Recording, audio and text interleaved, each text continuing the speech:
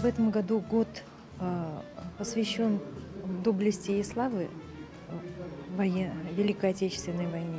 Поэтому мы поднимаем вопросы о наших героях, крымских татарах, которые также защищали нашу Родину.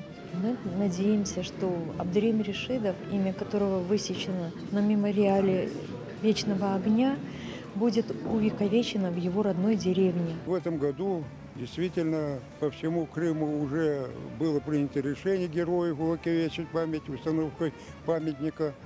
И чтобы в Севастополе тоже стоял памятник Абдураиму Ришидову.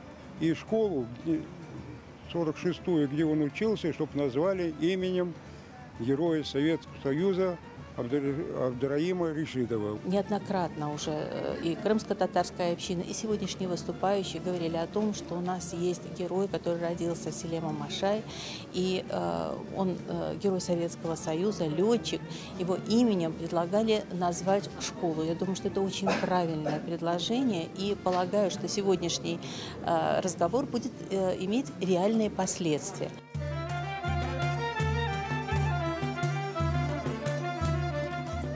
Это уже 17-й год с момента начала его строительства. Оно было заброшено, потом его возводили, были сложности с подрядчиками, сейчас уже строительство находится в завершающей стадии. К сожалению, из больше чем 130 очередников живых сегодня меньше 70 человек. Поэтому каждый день просрочки строительства для нас это было болезненно очень. За последние полгода 3 очередника уже умерло.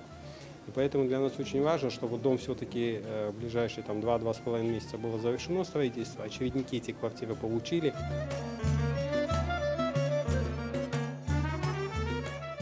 Планируем в этом году наконец-то построить дом для реабилитированных. Потому что, конечно же, уже дальше тянуть нельзя. Я держу этот проект на личном контроле. Но то, что в этом году эти квартиры будут переданы, дом будет достроен, это я вам лично обещаю.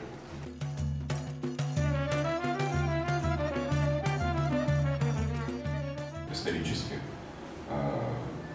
сложились такие условия, при которых много веков всегда крымско-татарское население здесь, в Севастополе, жило, развивалось, создавало свою самобытную культуру и вносило существенный вклад в развитие города. Также во все героические традиции города-героя Севастополя.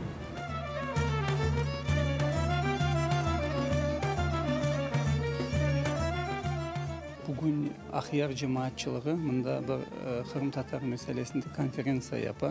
Biz daima kol tutmağa tırışamız Axyardaki bizim halkımızla. Çünkü mında halkımızın mevcudiyetini göstermeye gerek borçlumuz. Onu yapacağımız devamlı. Bugünkü konferensiya bu pek meraklı. Ama o tek şu mevzularının dairesini belgiledi ve gelecekte bu mevzular ayrı mütehassıslarla olarak ve ayrı bir konferensiyalar olarak, tögerek meseleler olarak onlar tafsilatlı bakınacaklar. Ve bugün benim böyle bir tasavvurum o buzlar patladı ve вот memnunum. Лед тронулся.